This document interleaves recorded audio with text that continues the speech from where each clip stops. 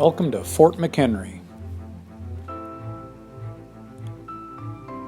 The fort's probably most famous for the Star Spangled Banner, the poem written by Francis Scott Key. It was written from the experiences of the Battle of Baltimore, September 13th and 14th of 1814.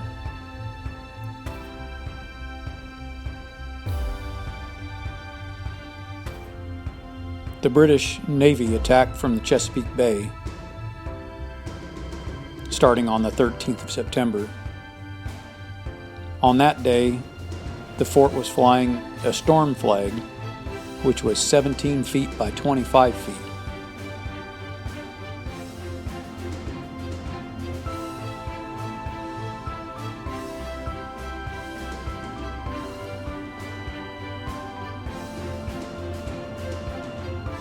After a full 25 plus hours of bombardment from the English, on the morning of September 14th, a garrison flag was raised.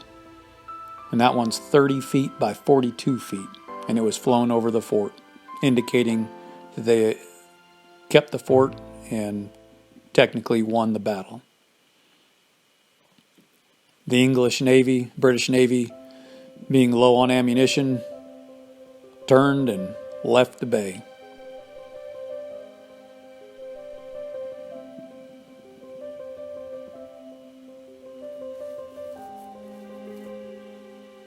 The actual flag that was flown that day was held onto by the commander and eventually turned over to the Smithsonian Institute.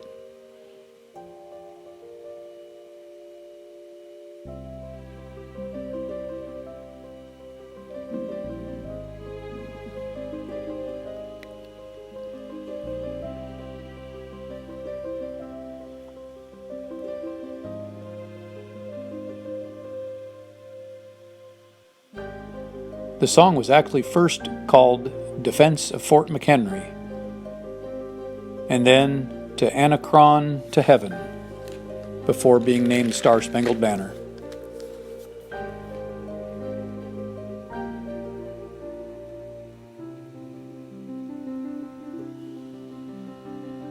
The fort had a pretty extensive history. Henry Hall Brogdon was actually a Confederate spy, and he was tried and found guilty and put in a jail cell here at the fort. President Lincoln actually stepped in and had him charged with a lesser crime, which wasn't even a crime on the books at the time, and eventually Henry was traded for Union soldiers back to the Confederacy, sparing him his sentence. Another interesting side note to those jail cells is that Francis Scott Key's own grandson, Francis Key Howard, was imprisoned there as a political detainee during the Civil War. The fort itself was first built between 1798 and 1800.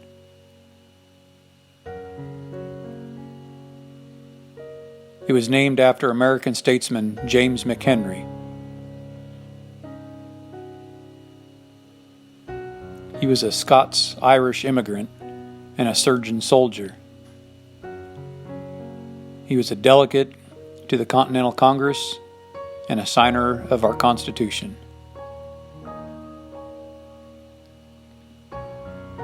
He also served as Secretary of War under George Washington and John Adams.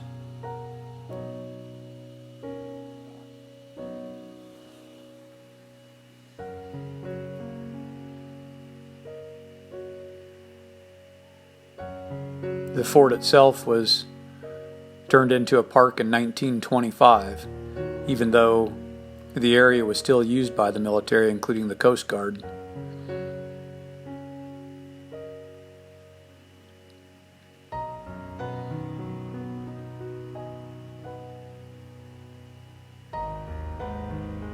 Considering its duty during battle, it is amazing how extensively preserved it is and how much is still intact.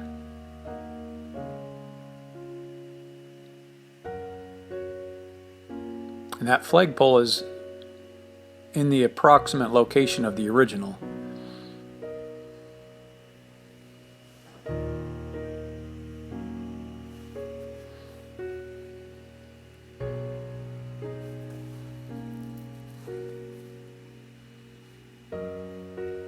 What's amazing about this is it's the powder magazine. Look how big it is on the outside.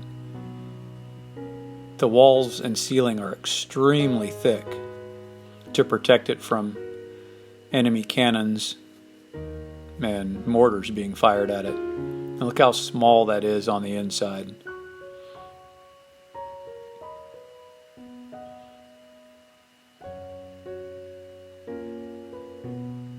And those walls and roof are completely solid.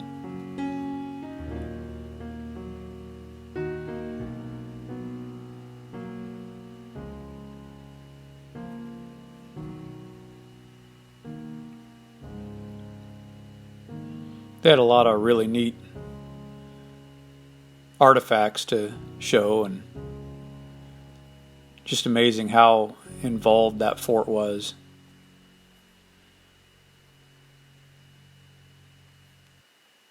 It was an active fort during the Civil War. Kind of a sad part is at the time of the Civil War, the government was afraid of Maryland trying to secede from the Union as well. So at one point in time, that fort had guns pointed at the river to protect from any assault, and pointed at the city of Baltimore.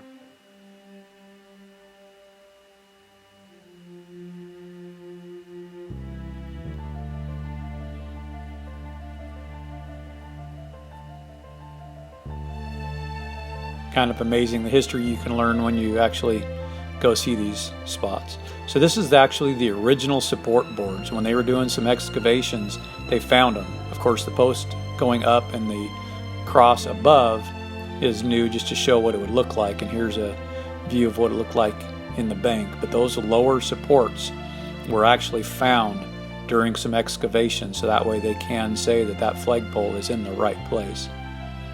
It's amazing to see how much of the wood from the original cross supports are still there from decades in the soil.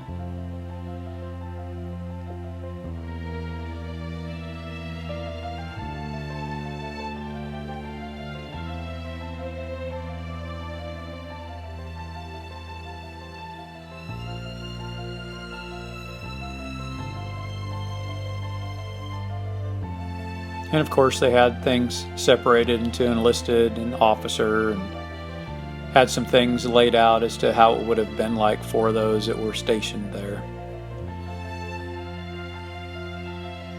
As you can probably guess from the amount of extras in this room, this was not the enlisted quarters.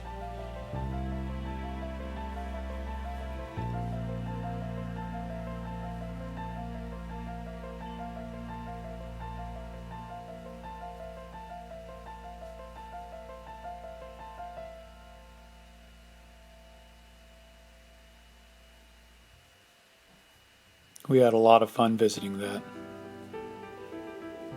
And for all you fellow Marines, Semper Fi. Hoorah! This is the Commandant's House. This is the famous 8th and I Marine Corps Barracks.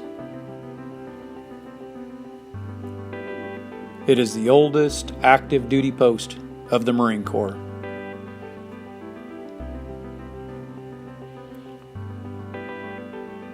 This was actually founded by President Thomas Jefferson and Lieutenant Colonel William Ward Burroughs, the second Commandant of the Corps, in 1801. 8th and I is home to the Silent Drill Team, the Marine Corps Drum and Bugle Corps, the official Marine Color Guard, the Marine Corps Body Bearers, and of course home of the Commandant. It was really neat to see this in person. Being a Marine myself. And the guards came out to say hi, and we were able to talk with them for a little while, and that was a lot of fun too.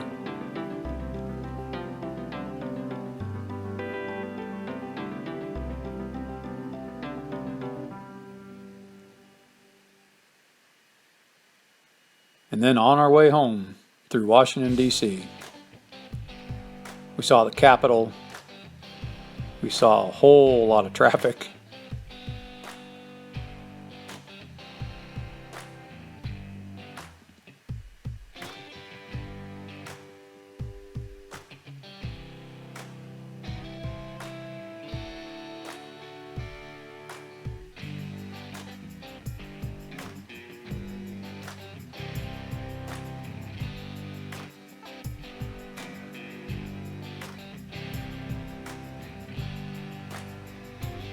And we even caught a glimpse of the Pentagon at night.